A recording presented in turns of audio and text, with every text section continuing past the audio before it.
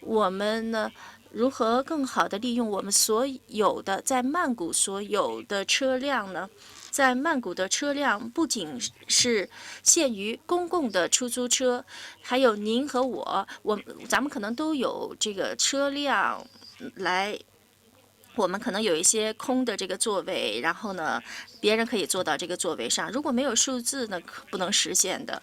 那有许多的问题啊，就是在最初的时候出现了。那么这样一个共享车，是不是会取代传统的出租车呢？那么对于我们这样的乘客，是不是安全呢？但是我们发现呀，这比这个出租车呢更加的安全，因为呢是有一种数字的反应的。如果要是出现什么的话，我们可以再调出数据来看看到底发生了什么。这些例子呢，就是使我们能够很好的理解为数字在社会中的作用铺平了道路，而且呢，也是有一种技术主导的改进。当我们关注企业的时候，又想到我们自己的这个政治部委、政府的部委如何能够为公民提供更好的服务呢？为什么我们不能使用大数据？这样的话，我们能够理解人们的需求，无论他们在哪里。疑惑的需求，所以呢，通过数据、大数据、实时的数据，我们可以使之发生啊。主要的方面呢，就是数据的收集，你们肯定要这样做的。如何要进行数据的分析呢？如何能够利用这样一种分析性的数据？这样的话呢，你们可以设计更好的公共政策。我们已经在许多领域这样做了，尤其呢是在公共卫生分析。这样的话呢，我们可以提供更加未来意义的预防性的机制。我们这样的话呢 ，data and data analytics.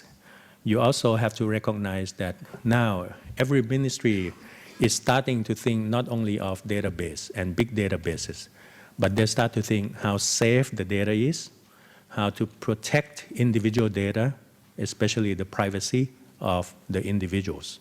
So here comes data center. And the Thai government is now designing many aspects of data center, government, public, so that we can very well manage the data and at the same time provide better security to the data as well as to provide better data protection for the individuals. Relating to data center, we also need to address as government how we are going to utilize cloud services. And there are many reasons for this. One is to cut down on the cost of each agency trying to build up and invest a lot in hardware, software, sometimes very redundant, sometimes underutilized. With cloud, it's a matter of paying for the service.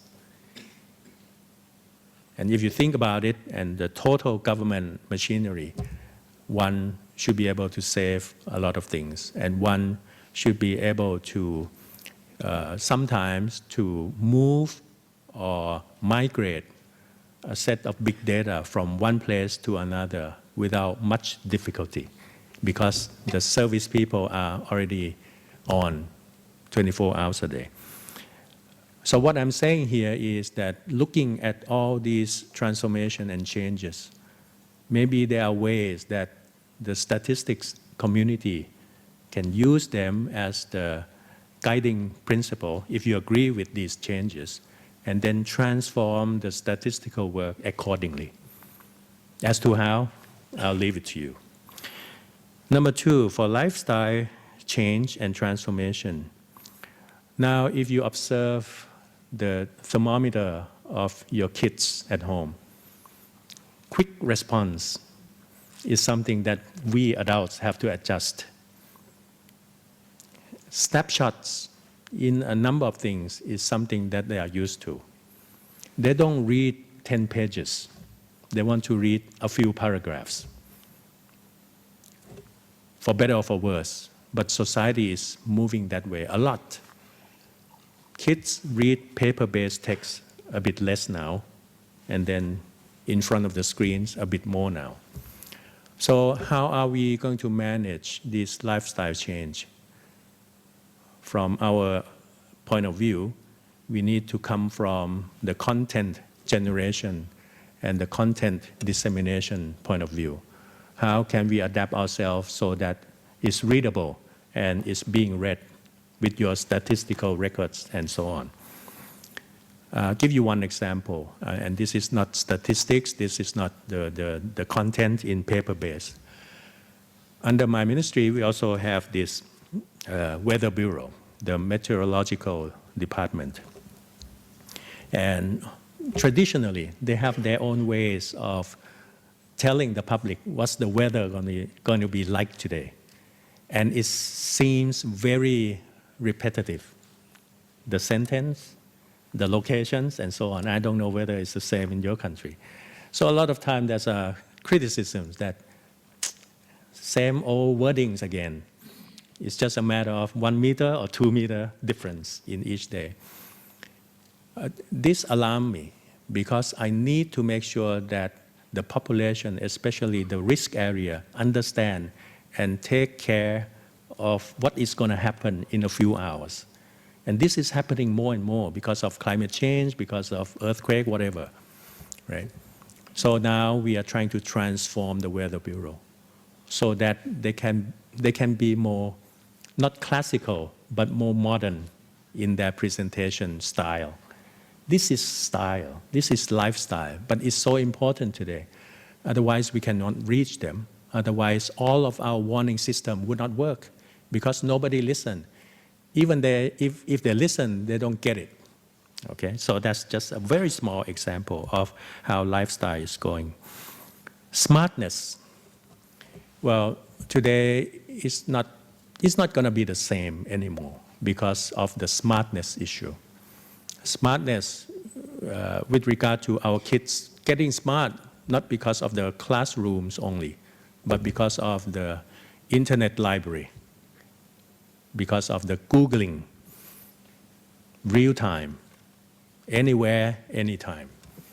Okay, I'm not disregarding the classrooms environment, but I'm saying there are add-ons, gadgets that young population today are very accustomed to, very quick and very responsive, for better or for worse, right? Smart city is happening in so many countries today. And being smart city, you're talking about a city where they can provide a safer environment through CCTVs. You can talk about smart city where environmental monitoring system is heavily equipped so that you can monitor the water level in times of flood or flooding. You can talk about how business today can be run quite effectively through e-commerce with just a mobile phone. And in the future, you walk into department stores, you grab something that you want to buy, you walk out, you don't touch any cashiers, any counters, but you walk past a face recognition stand and boom, your money is gone. But you get the things that you want. If it's 10 years ago, we would think, oh, this is futuristic. You know, this is like space age. But it's coming. It's already happening. And I'm not saying this is good, this is bad. I'm saying it's coming. So how are we as statisticians respond to these changes? Lifestyle changes. Precision farming is also coming. How on earth are we going to gather data in the agriculture sector? And I understand many of our countries here are still in the agri sector. Well, with IoT, with GPS, with more precise planning of farming, and with the young generation who not so many years ago, we lose hope that they're not coming back to agriculture because it's hard work, it's something to do with the sun in the field. But today, with digital, some of them go back to farms with different way of thinking about agriculture, about agricultural products, about system management, about how to use the apps to control the sprinkler, how to use the app to water the system if the humidity gets low. So a lot of technology involved. Last but not least, in lifestyle, I just want to note here that we now also have to consider the relationship between man to machine to machine, and man to man. We can discuss a lot about this, but I think the machine is in your pocket already. So think about it and how people communicate, how people do work, and how people benefits or how people get annoyed by social networks. So it's all these positive and negative externalities. Last but not least, business and economic development change. Number one, I mentioned already the sharing economy, the ride sharing, the accommodation sharing. I don't have to name the name of the company, but it's going on. Early this month, we had a very big event in another province called Buriram on the northeastern side of the country. It's called MotoGP. It's Formula One for motorcycles. There are more than 100,000 people from all over the world come to watch. Buriram is a small province. No way that they can accommodate all these tourists. Okay, so I probably should say it, Airbnb, for example.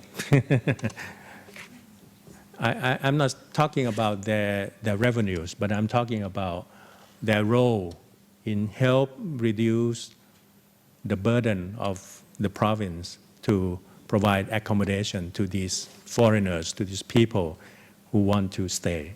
Okay, so this is aside. We are also talking about paperless, cashless society is coming. In Thailand, over the past year and a half, the Ministry of Finance has been promoting a few schemes to promote cashless.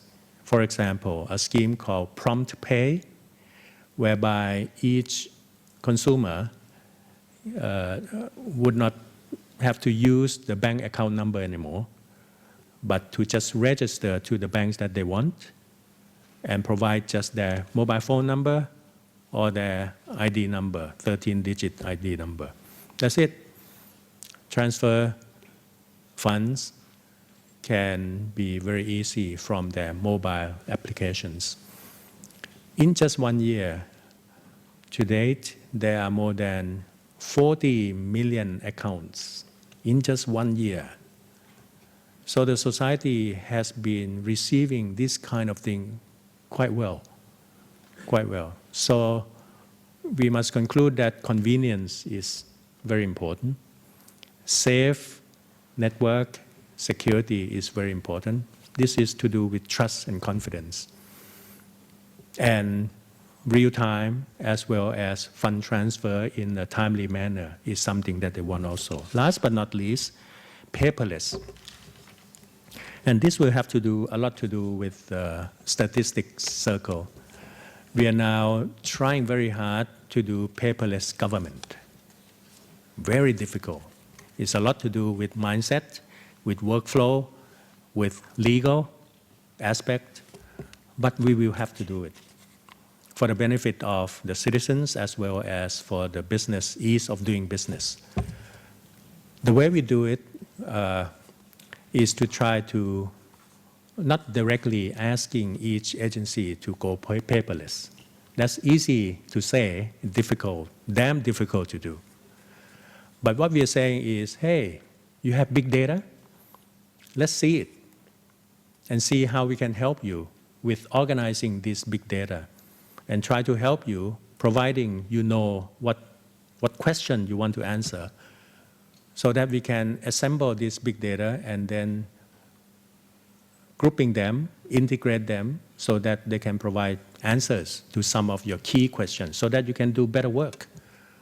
This is the sort of incentive system. Instead of telling them to go paperless, we say, it's something that you want, that we can work together, right? More than that, what is more difficult is how to integrate big data across agencies. This will take time, but we do it one by one, slowly. For those who are ready, we get them connected, and they can enjoy using these data together. So that in the end, and now we are starting to work at it, we want a one-stop system for the citizens and one-stop system for the business as well. So that when a citizens want to do some transaction, maybe a registration of something, today they go into one agency with a lot of copies of evidence, right? After they finish, they have to go to another agency. We think that is not good.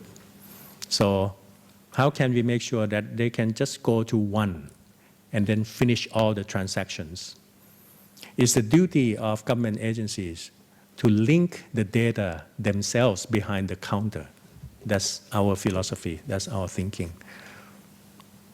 And then less time will be consumed, less transaction cost, and less irritation from the user's point of view. We are trying, but I must say it's quite difficult, but we are trying, and there are good signs that there will be good collaboration because everybody wins in the end. Ease of doing business may be a little bit easier to do, and last year we have done a number of ease of doing business facilitation program, and being recognized by the World Bank. They have improved our ease of doing business ranking from 46 to 26. So this is doable. It needs a lot of political will, especially from number one. It needs a lot of coordination and understanding, and it needs a lot of support, both moral support and technical support, so that everybody can come together. So ladies and gentlemen, thank you very much. This is a very brief information, and I'm happy to be able to share with you this morning, and I hope you're gathered together, as well as the important agenda that you are going to discuss, will be able to help the whole region to work together. And Thailand stands ready to work with your committee as well as ESCAP in order to as you say here, not leave anyone behind. Thank you very much.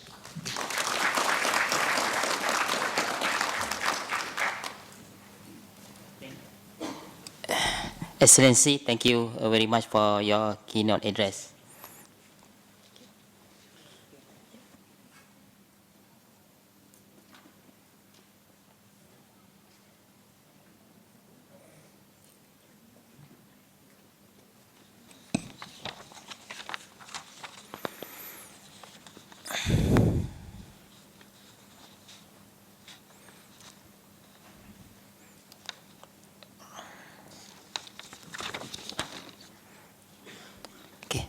Distinguished delegates, ladies and gentlemen, so we continue our session. It's now my honor and pleasure to invite the officer in charge and Deputy Executive Secretary of ESCAP, Mr. Hong Yu-han, to give his opening remarks.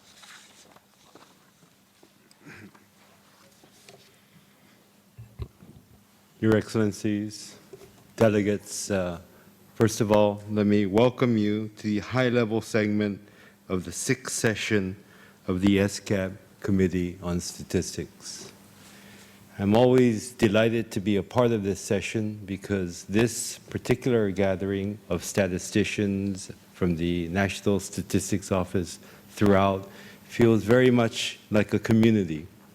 Very strong camaraderie, very strong sense of familiarity. and it's really an honor to be in front of you today. The work that the national statistics offices throughout Asia Pacific face is a challenging and daunting task. Not only has the economy changed and we have new forms of economy, digital economy that creates more data, we have different categorizations, whether it's manufacturing or services or countries of origins, that make statistics ever more complicated. This is a Herculean job that the NSOs face, and we applaud all of you.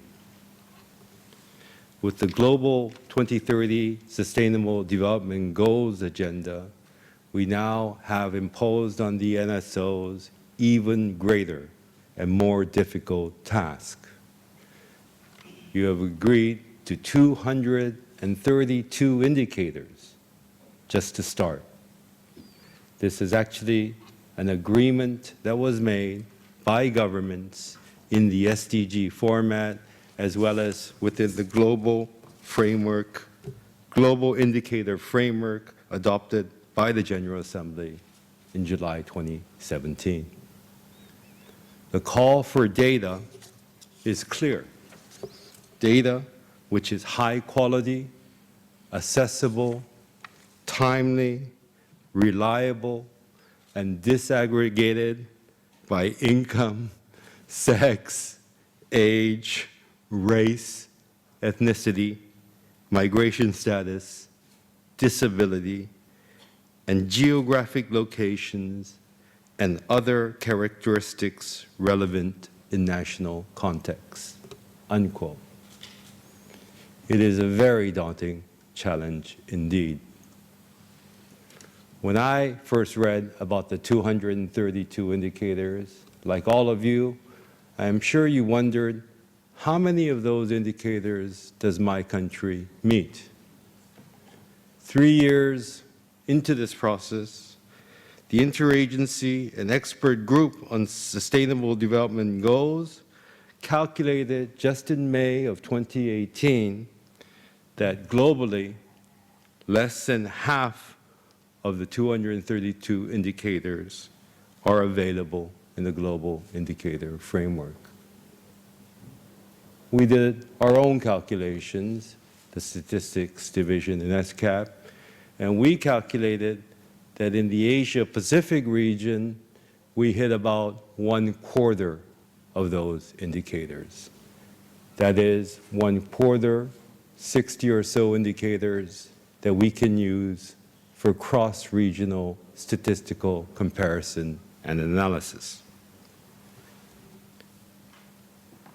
The largest gaps we are seeing in data to do cross-regional analysis is really in gender, where the data is sparse, in governance, and in almost all the environmental indicators.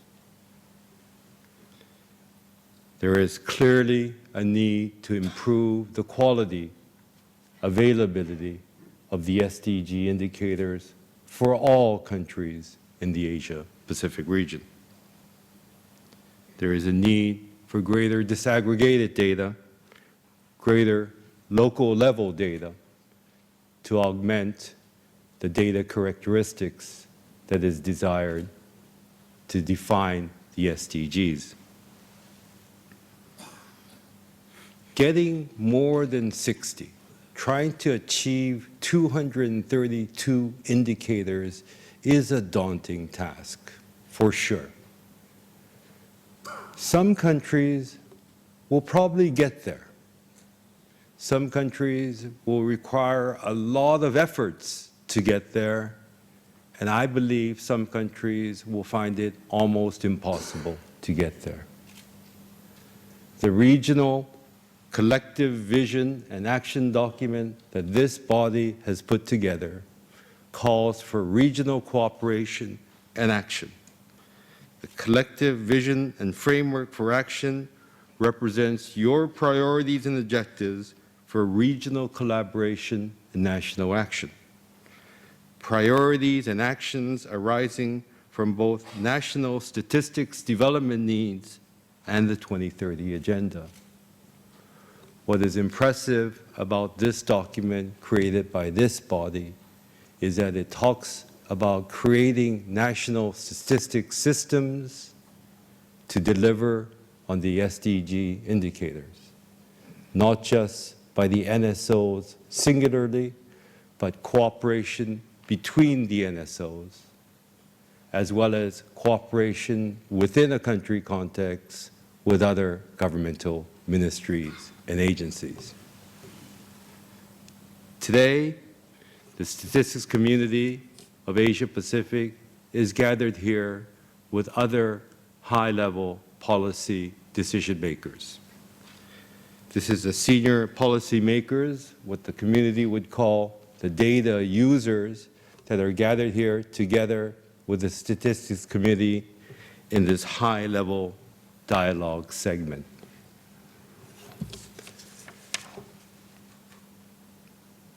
The high-level policy dialogue today, we are gathered to discuss and adopt the declaration that the community has already discussed on navigating policy with data to leave no one behind. This is an important declaration, and it's an important dialogue. I hope the policymakers have also witnessed the strength of the statistical community, the desires for their collective vision, but most important, the actions that they are requesting that calls on a whole-of-government approach to strengthen data and statistics throughout our region. I hope when you return to your countries, you can push the agenda of strengthening SSOs, NSOs, through strengthening data and statistics in your country with the support of other ministries as well. This declaration calls on governments to make 9 commitments to strengthening and transforming national statistical systems in support of Agenda 2030. The declaration calls on development partners to make 3 commitments in support of national statistics systems. The declaration also calls on ESCAP to commit to 5 actions to support and facilitate the implementation of these commitments.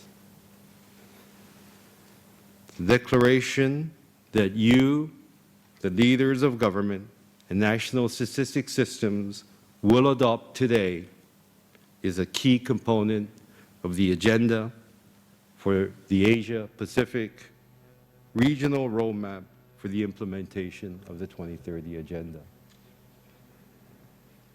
I thank you all for the swift work that you have done in the previous days in drafting the declaration, and I wish you good deliberations today in the adoption of the declaration. Thank you very much.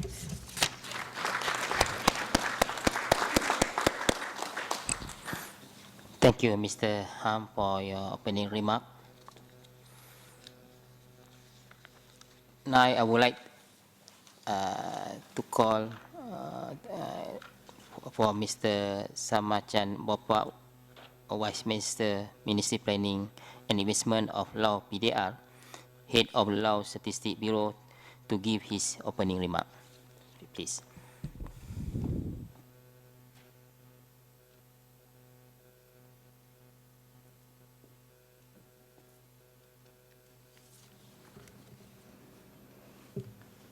Good morning,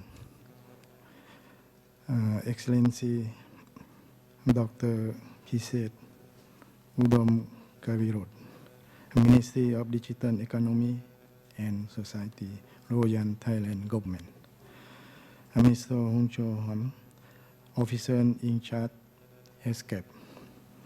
Mr. Mohammed Azan Mahidin, Chair of the Committee on Statistics.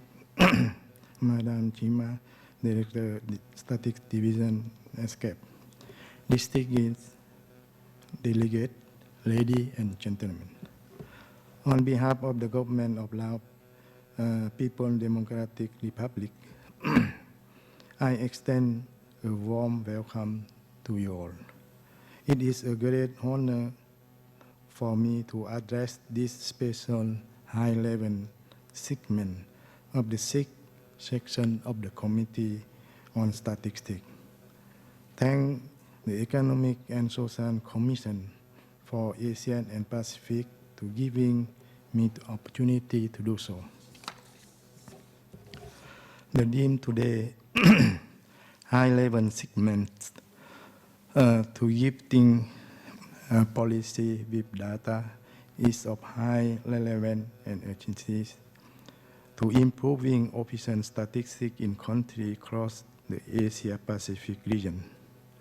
Let me explain by using the example of the Lao Statistics Bureau. LSB House Stating policy data link have been key to improving the national statistics system in my country. LSB is relatively young national statistics office with the first statistics law and the first national strategy for the development of statistics, NSDS, improved in 2010. Just 3 years ago, before 2010, the National Statistics Office was a department. The 2010 legislation elevated the office to the sub-ministerial level and it was renamed LSB, led by a Vice Minister. This also means a big increase, more than 50% of the public funding for the national statistics system. The statistics law created the Lao Statistics Bureau as a semi-autonomous sub-ministry within the Ministry of Planning and Investment. We are charged with the collection and publication of the statistics relative to the economy, population, society, environment, and security of Laos. Since our establishment, we have conducted 2015 census of population and housing, and the labor force survey in 2017. At the moment, we are conducting the Lao Household Expenditure and Consumption Survey. Those were major undertakings for the Bureau and build trust in the government in the role of the National Statistics Office.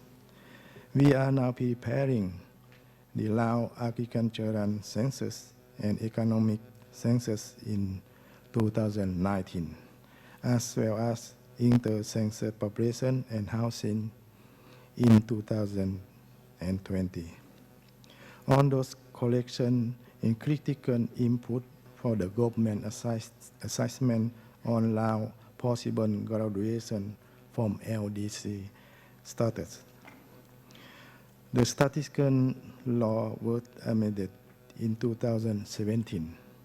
Major drivers for the amendment included experiences gained during inception year of Lao Statistics Bureau, need for alignment with a new constitution, new government, and new national social economic development plan. Also, developments on the international level influenced the revision, not least the adoption by the United Nations National General Assembly for the fundamental principle for official statistics and the 2030 Agenda for Sustainable Development. There was a need to stronger mandate on environment statistics, CRVS, and business registers, and for clarifying the delineation and strengthening the coordination of the national statistics system. In 2017, the government also approved the second national strategy for development statistical system for the period 2016-2025 and 2030 vision for the development of national statistical system. So in 2017 was a milestone year for the official statistics in my country. The challenge is now to fully implement new legislation and new national strategy for development statistics system and take steps to achieve the 2030 vision. Distinguished delegate, ladies and gentlemen, our success indeed on commitment, dedication and action by my agency, the National Statistical Office, by actors in the national statistics system, and not least by the broader government. Whole of the government support in using statistics for decision-making, investing in statistics production and dissemination, and advocating for the public awareness and knowledge on statistics is fundamental to negative policy with data, short and long term. It is what the delegation we are here to consider today is all about. I am therefore extremely delighted to be here today to support the draft declaration on negative policy with data to leave no behind. Lao PDA government is committed to official system and strong global, regional, and sub-regional collaboration.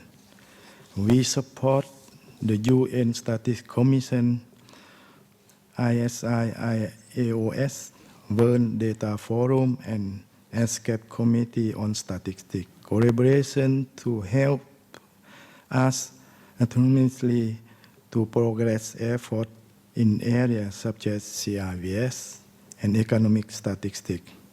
Lao PDA also actively contribute to the ASEAN statistical community, to particular to studying economic, social statistics, included for 2030 agenda monitoring. Lao PDA integrated statistics development with national development policy and plans, roles, responsibilities, and coordination mechanism of Lao national statistical system have been articulated, and Lao Statistics Bureau is empowered to lead the Laos national statistics system. LSB is a member of the National Steering Committee and member of the first of voluntary national division on statistics and development goal (SDG), presented in the UN High-Level Political Forum last July, as well as through the production of indicators based on its survey, such as labor force survey, Lao social indicators survey. Design of the L6 questionnaire mean that this survey generated additional information on gender and helpful for policy formulation, including those relative to LDC graduation and the government's tribute policy. The survey also supported additional research for national and international development partners. Lao PDA is committed to improve statistics communication and literacy and to advocate for the expanded use of vision statistics for evidence-based policy making, and transparent governance. LSB support to the government policy contributes to data collection system, in particular strengthening use of administrative data from the village level. Those data are used for the annual report that is presented by the government to the National Assembly on progress implementing the policy. The report will, for example, provide pre- and post-information on disaster, such as the one of the truck, the South of Laos earlier this year. I'm confident through updating the draft declaration, we have collectively can strengthen national statistical system in Asia and Pacific, promote the effective use of official statistics, and improve the life of our people. I wish you all a fruitful discussion, and I welcome you to Lao PD anytime, in particular as 2018 visit Lao year. Thank you very much.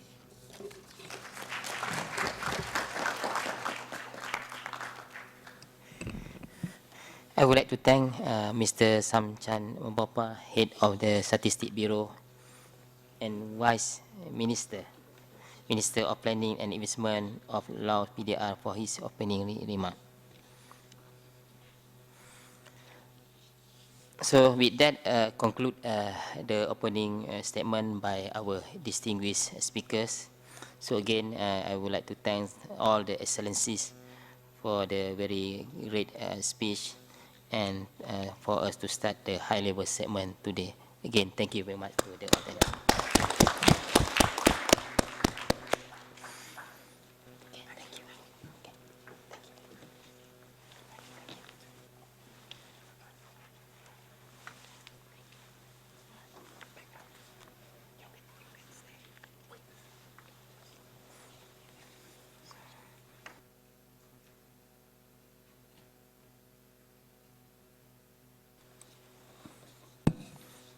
Distinguished delegates, ladies and gentlemen, now we continue our session on agenda item 10B on the election of officer for the high-level segment of the committee. The committee will elect a chair and a rapporteur for today's session. So now I would like to open the floor for any proposal. I would like to give the floor to distinguished delegate from China. 谢谢主席。中国代表团提议马来西亚统计局局长、统计委员会主席莫德·马丁先生作为今天高级别会议的主席。同时提议澳大利亚统计局人口和社会统计司司长保罗·杰夫先生作为会议的报告员。谢谢。 Thank you, distinguished delegate of China. I'm honored and humbled by your proposal. Would anyone wish to second to this proposal? I recognize the distinguished delegate of Georgia. Thank you, Mr. Chair. Distinguished delegates, ladies and gentlemen, Georgia will second. Thank you, distinguished delegate of Georgia. After that, any other proposal?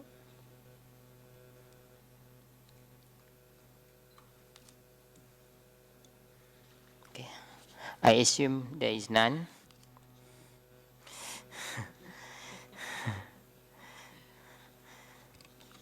It is therefore my honor to confirm that the following delegates have been elected as officer of the conference as chair, myself, Muhammad Uzair Mahidin, Chief Statistician, Department of Statistics Malaysia, and as rapporteur, Mr. Paul Jeff, General Manager, Population and Social Statistics Division of Australia Bureau of Statistics.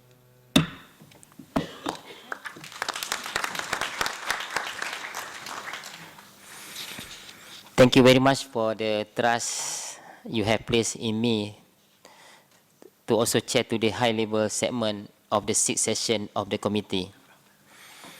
I would like now to move to the final item of this opening session, the adoption of the agenda for the high-level segment as presented to you in document ESCAP/CST/2018/L.2.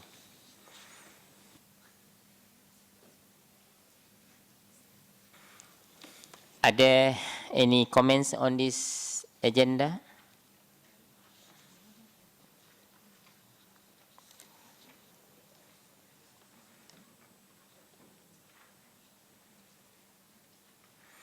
As there are no further comment, the agenda is now adopted.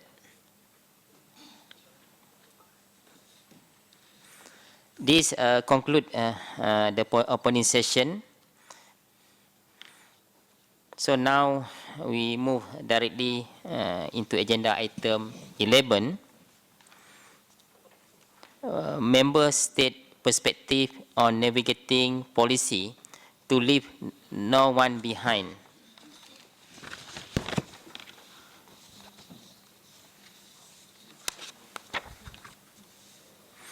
For this, you should have before you two documents. First, ESCAP/CST/2018/L.3, Draft Declaration on Navigating Policy with Data to Leave No One Behind.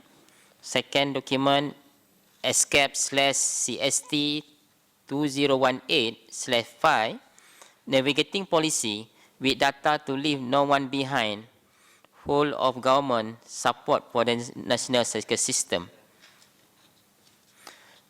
The first of two documents contains the text agreed to by the Chief Statistician attending the senior officer segment of the committee. As those of you attending the deliberation on Wednesday will know, this version is recommended for adoption later today. The second document, ESCAP/CST/2018/5, outline the background and key motivation for the declaration. It presents aspects of statistic advancement that require resources, decision, or other support from government as a whole, beyond the institution and mandates of national statistical system for successful implementation. In short, it explains the importance of whole of government support to national statistical system and form the basis for the call to better navigate policy with data to leave no one behind. Distinguished delegate, for this agenda item, you are invited to highlight national policy priorities, commitment, and target for strengthening link between policy and data. You may wish to highlight achievement and challenges related to policy data integration and express your expectation for regional collaboration to strengthen statistics to improve the evidence base for the Sustainable Development Goal. You may also wish to express your commitment and share your plan for implementing the draft declaration on navigating policy with data to leave no one behind. I now have the pleasure to invite delegate to make policy statement on your perspective on navigating policy with data to leave no one behind. I now have the pleasure to invite the first speaker on the list, the distinguished delegate from Bangladesh to address the session.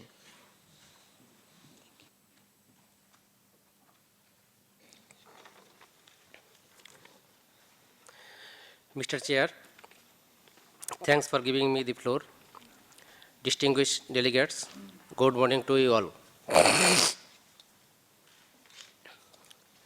Reliable official statistics in time are the lifeblood of policy making, as they comprise an integral part of designing, monitoring, and evaluating development priorities. The data for monitoring SDGs need to be highly quality, accessible, and disaggregated by income, sex, age, race, ethnicity, migration status, disability, geographical location, and other statistics relevant in national context. The requirement of disaggregated data on population groups extend the focus beyond national trend and average towards identifying subgroups of the population that were left out with respect to specific development targets. Disaggregated statistics serve as important input for a more efficient policy targeting. On the other hand, non-availability of timely and high-quality disaggregated data will, however, render the monitoring of progress towards the SDG ineffectiveness. Mr. Chair, Bangladesh strongly recognizes the importance of reliable and timely official data for proper and full implementation of 2030 Agenda. Bangladesh has taken the necessary initiative to collect appropriate data for inlining of goal and target the SDG with its planning process. The National Statistics Office, Bangladesh Bureau of Statistics, is working for collecting accurate and reliable data and to provide the data to policymakers for appropriate formulation of development policy. Government of Bangladesh has taken several initiatives and projects for strengthening BBS and trained up its officials who are working to collect data. Bangladesh Bureau of Statistics also adopted the modern technologies in their data collection and process.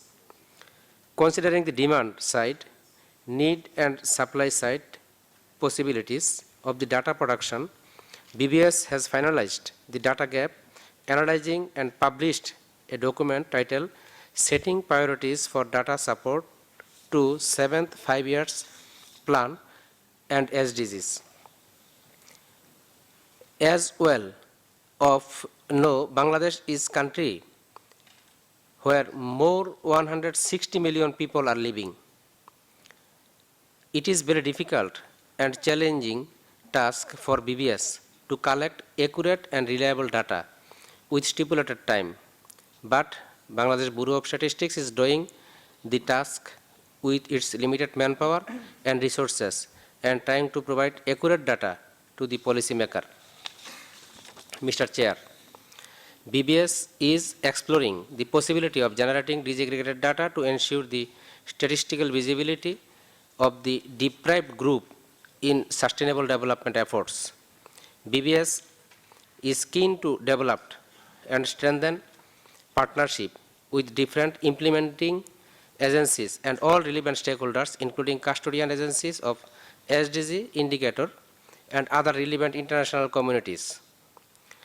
BBS has also prepared a document titled Action Plan and Methodological Guidelines for Data Generating and Disaggregation for Monitoring and Evaluations of SDG. The publication has focused the clear guidelines for each indicator based on the metadata and identifies the partner relevant data sources, frequency of data generation, possibly minimum disaggregation types, future plans, and data generation, etc. Statistic Information Division and BBS have already established SDG cell for data mining and coordinating. Statistics Act 2013 mandate Bangladesh Bureau of Statistics to generate official statistics and validate and authenticate other official statistics generated by the different national data provider. National Strategy for the Development Statistics 2013 to 2023 has also emphasized such type of endeavors. Government has also formed National Data Coordinator Committee headed by Secretary Statistics and Information Division, ensuring participation of all the data generating ministries, divisions and agencies. Mr. Chair, like other developing countries, Bangladesh Bureau of Statistics requires critical and specific technical assistance in developing or enhancing technical skill, infrastructures suitable for compiling, validating, synthesizing, analyzing, and disseminating data collected through traditional survey, census, and administrative sources, and complement this with non-conventional form of data. The Economic and Social Commission for the Asian Pacific is supporting its member state in other efforts to achieve 2030 agenda, and also recommends to enhance data capacities to harness science, technology, and innovation for this purpose. Bangladesh strongly endorses the facilitation from ESCAP in this regard. Bangladesh ESCAP will provide more technical policy support to member state to enhance the capacity and strengthen the National Statistics Office to provide more reliable, timely data for implementation of the global agenda, navigating policy with data to leave no one behind. Thank you. Thank you very much, the distinguished delegate from Bangladesh. The next speaker on my list is the distinguished delegate from Nepal, who I am now invite to address the session.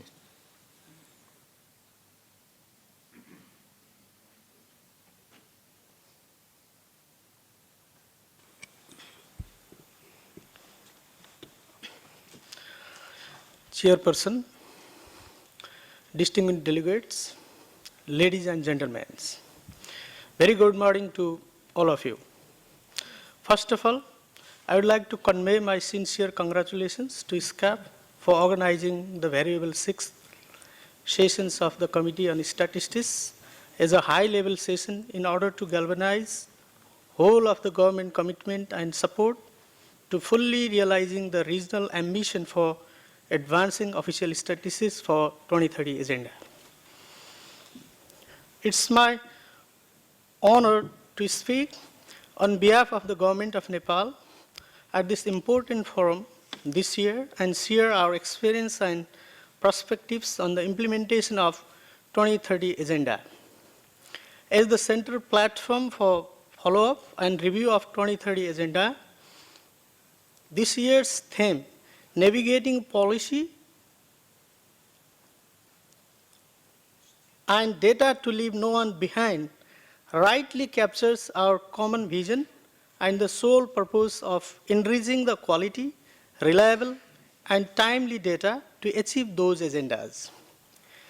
This is in line with the government's commitment to support regional statistical systems in the regional roadmap for implementing the 2030 agenda for sustainable development in Asia and the Pacific. Distinguished delegates and ladies and gentlemen, I am happy to share with you some of our achievements. Awareness of the importance of statistical data and information for decision making is a major device for initiating any of the development activities. In order to address the key challenges, we, the policymakers, should identify interrelationship and synergies between the 17 SDGs and 169 targets. So we have developed the indicators and published the SDG roadmap, which takes stock of Nepal's present development status and provides a guideline to 2030. With intermediate milestones for 2019, 2022, 2025, and 2030. The monitoring framework in this roadmap aligns and updates national indicators with global ones. Mr. Chairperson, we have also realized that producing appropriate and timely data for achieving SDGs is not an easy task, which include inadequate financial resources and access to technology, capacity development, horizontal and vertical coordination, and production of disaggregated statistical data for monitoring. As we are in the formative stage of federal structure of the state, localization of SDGs, that is cascading national efforts to sub-national levels and mainstreaming the SDGs agenda into the state and local levels, remains one of the major challenges for us. Potentially, available resources within the country are about USD 13.5 millions, and Nepal has net shortfall of USD 4.5 millions per year for SDGs implementation.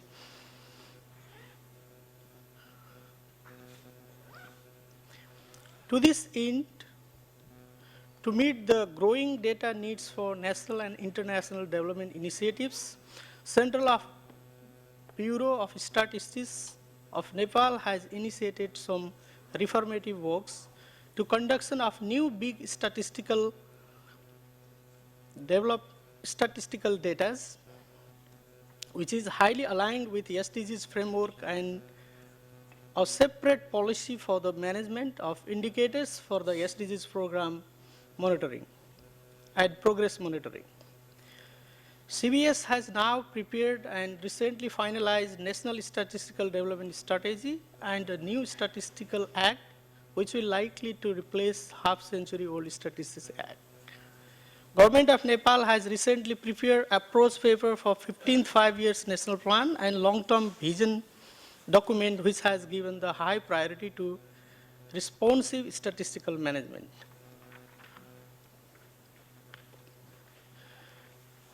To conclude, Chairperson, I am confident that the high-level segment of UN ESCAP Committee on Statistics will come up with some concrete steps to produce complete, accurate, precise, timely, and inclusive data in order to formulate evidence-based planning and policies to achieve SDGs 2030 for the economic prosperity and social well-being of our peoples.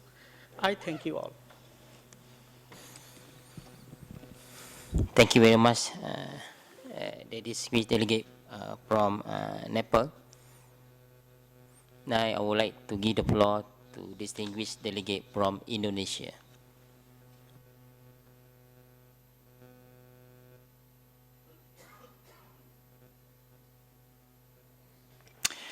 Thank you very much, Chair.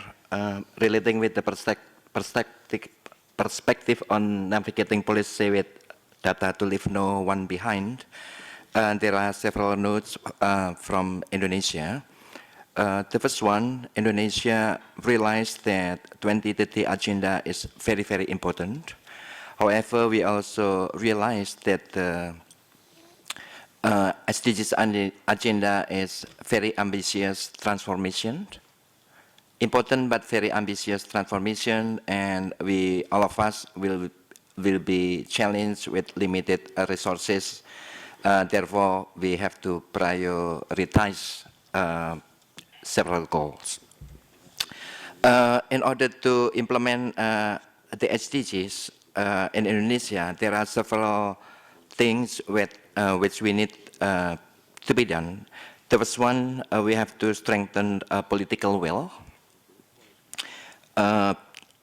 In this political will, we set up several plans in order to increase the commitment from the whole stakeholder.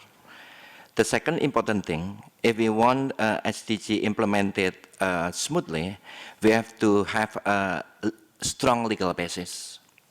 In Indonesia, we already released the presidential decree, and then also try to match this presidential decree with our development plan. The third one, what we are doing in Indonesia is try to make a better strategy in order to improve the participation from all of the stakeholders, And then we also try to mapping all of the indicators in SDGs relating to the national priority in order to awareness that SDGs is not international agenda, but this is very, very important for Indonesia itself. Relating with the data, beside mapping the goal target and indicator of SDG with priority, national priority, we also already developed the metadata following the guidance from the international, but we try to make it more systematically. And then we already put all of the SDGs indicator in our web. There are many things we will do in the next future, but we also realize that there are several challenges, not several actually, a lot of challenges, which I think need to be discussed among countries. I think because some challenges are very similar.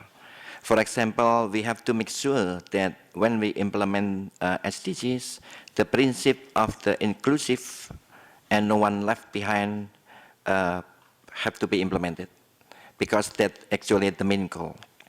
And then the next challenge is that the integration among the stakeholders, and then also try to inline the priority of the government and the non-government.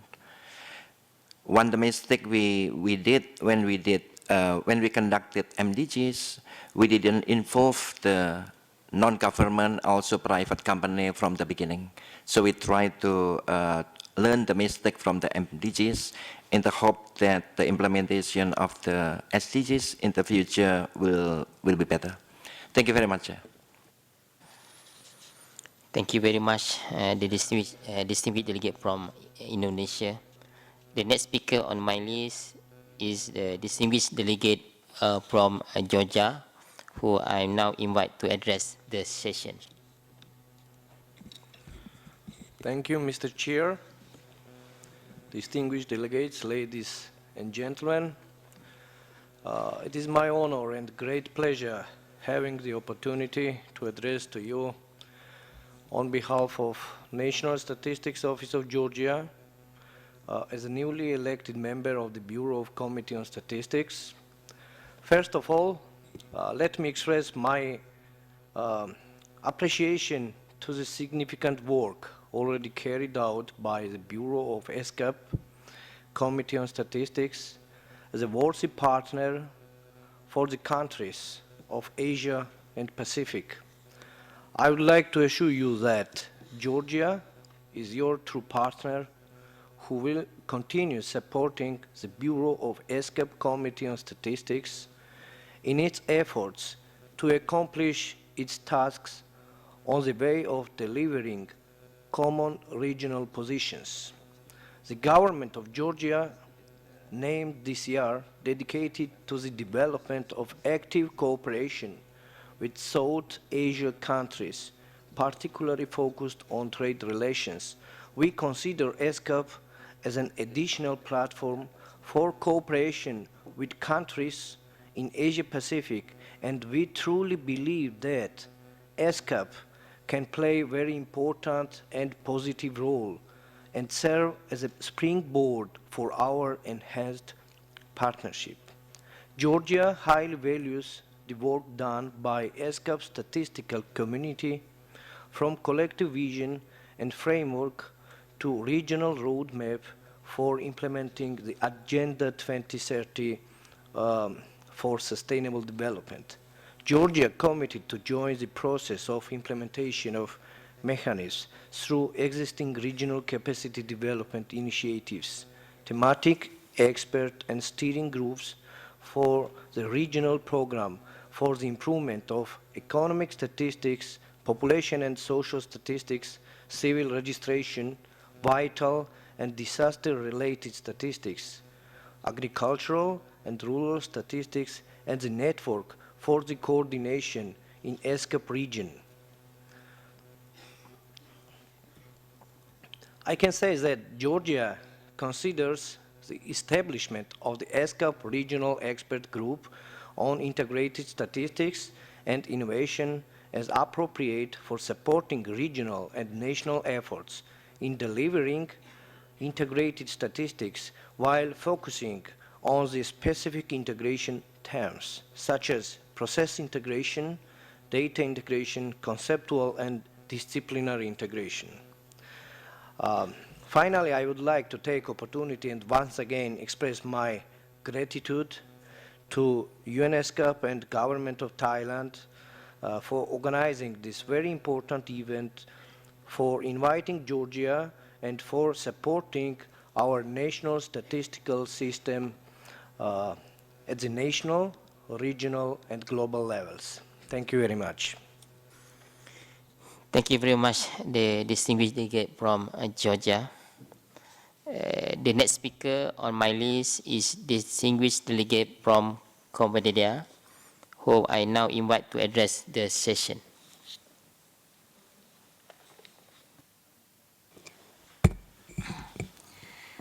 Yeah, distinguished delegate, ladies and gentlemen. First of all, let me congratulate you for your election as chair of the session and your effective management of the proceeding. I thank Mr. Chair for giving me the floor to speak on behalf of Cambodia delegation. Cambodia delegation are from the Ministry of Planning, which has been mandated to coordinate the localization of SDG and the rollout and implementation of the CSDG. Recently, the Royal Government of Cambodia has been endorsed CSDG with 18 goals, 87 targets, and 146 indicators. We would also note that work on the framework does not stop with official endorsement. This is still a work in progress with a need to provide new data sources and work on quality issue.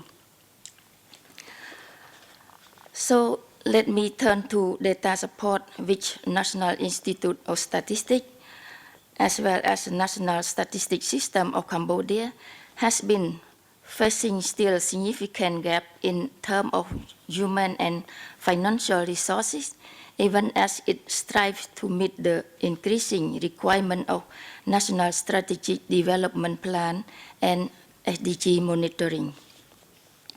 Moving forward to meet these challenges, after fully endorsement of the new statistic law in 2015, which is mainly include the chapter on financial resources for statistics, Cambodia has recently also formulated its national strategy for the development of statistics 2019 to 2023.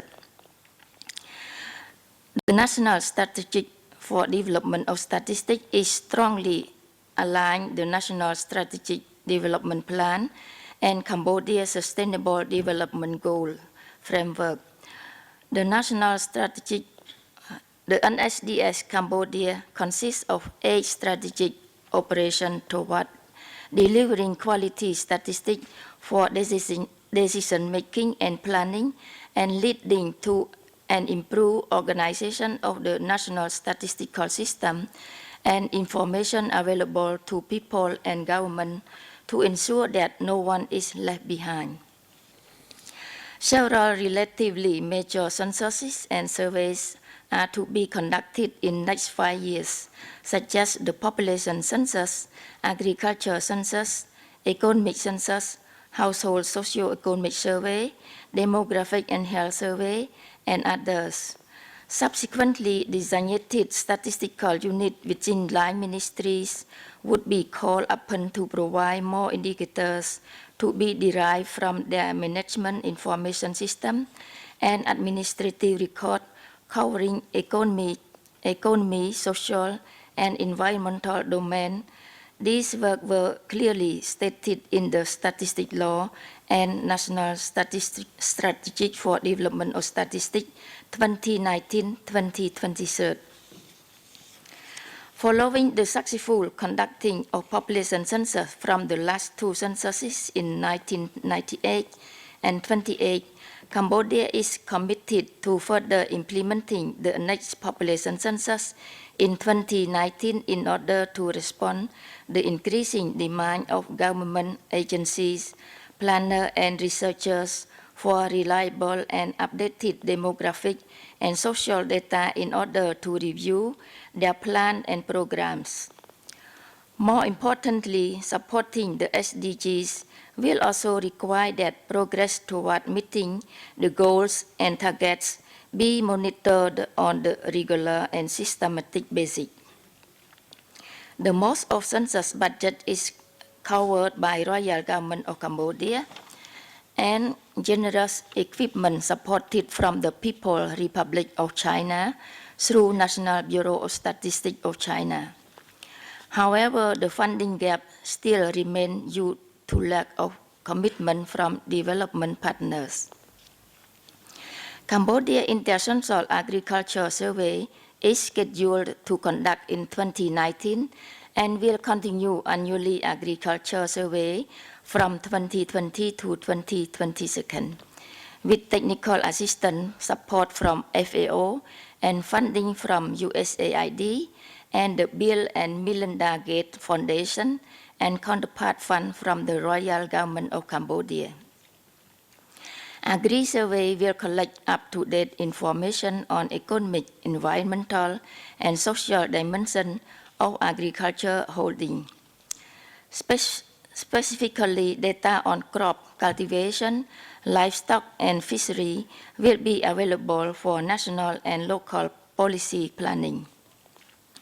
In addition, agriculture and rural statistics will derive from module of Cambodia Socio-Economic Survey, which is conducted in every 2 years.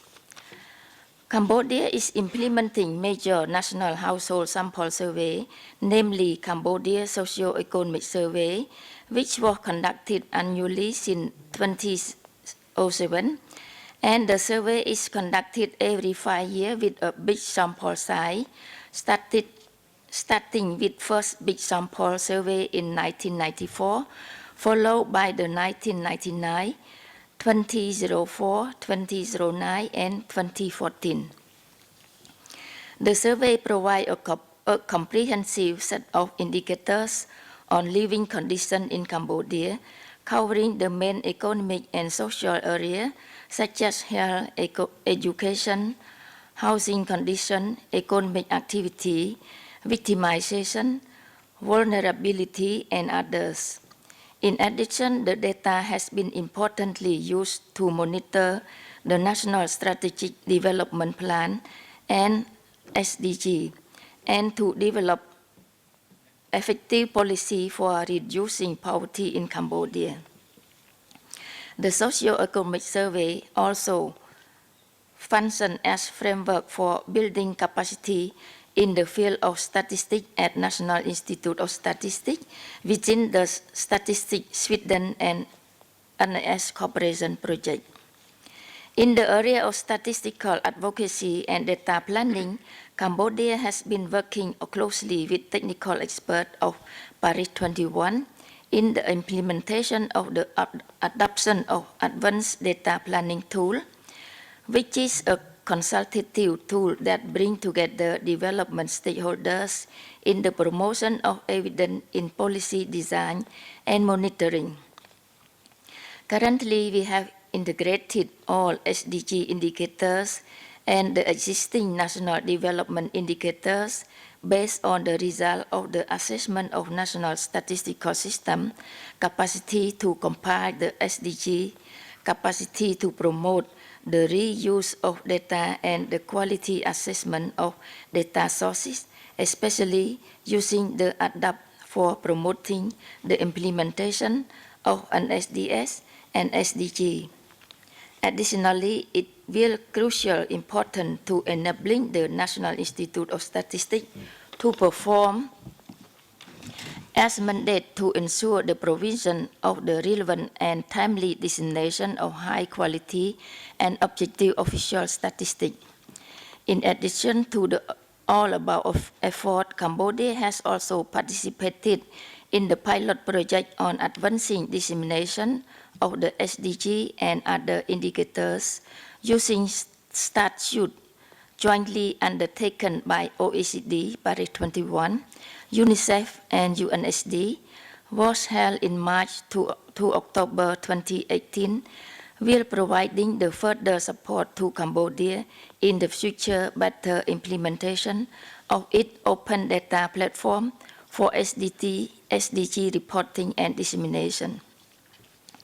Through this pilot project, we'll also contributing as part of project on SDG monitoring, which is currently implementing by the National Institute of Statistics with funding and technical support from UNSD DFID. The specific objective of the project is to ensure a stronger and formalized coordination and collaboration among national data producers and by promoting the use of standard definition methodologies, data exchange format, and data transfer, and enhance knowledge across the official statistics through statistical literacy training related to topics such as development indicators, process of storage, exchange, dissemination, presentation, and communication of data. Although considerable achievements were accomplished, the need for strengthening the role of NIS is coordination and cooperation among statistical units of line ministry and subnational level, and human resource development remain the key challenges. On behalf of Cambodia delegation, I would like to take this opportunity to thank all development partners, those who have supported and have been supporting to the National Institute of Statistics and the development of National Statistical System of Cambodia. Finally, Cambodia would like to express its strong support for adoption of the declaration entitled Navigating Policy with Data, No Leave, No One Behind, that will be a set of collective vision to enable national statistical system to mobilize resources and expand in the network of partners and inter-development stakeholders, and to produce high-quality, timely, reliable, and disaggregated statistics toward achieving the SDG by the 2030. Thank you, Mr. Chair. Thank you very much, the distinguished delegate from Cambodia. The next speaker on my list is distinguished delegate from Singapore, who I now invite to address the session.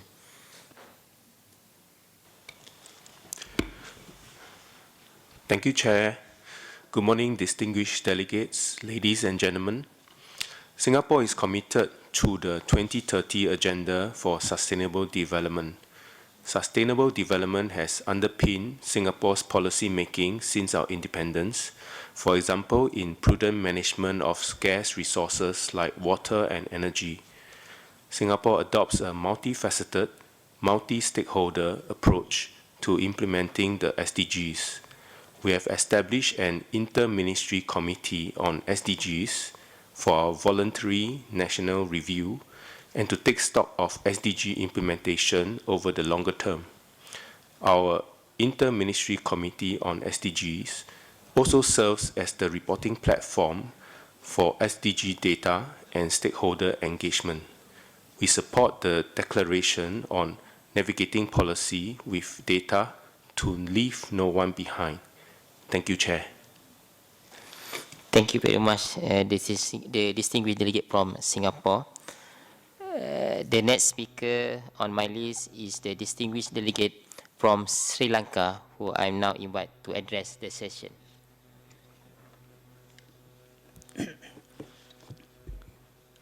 Thank you, Chair, and office bearers, members of ESCAP, and my honor to all representatives from different countries in the Asia and Pacific region and other representatives from various agencies in the world, and great pleasure to address the committee meeting of ESCAP.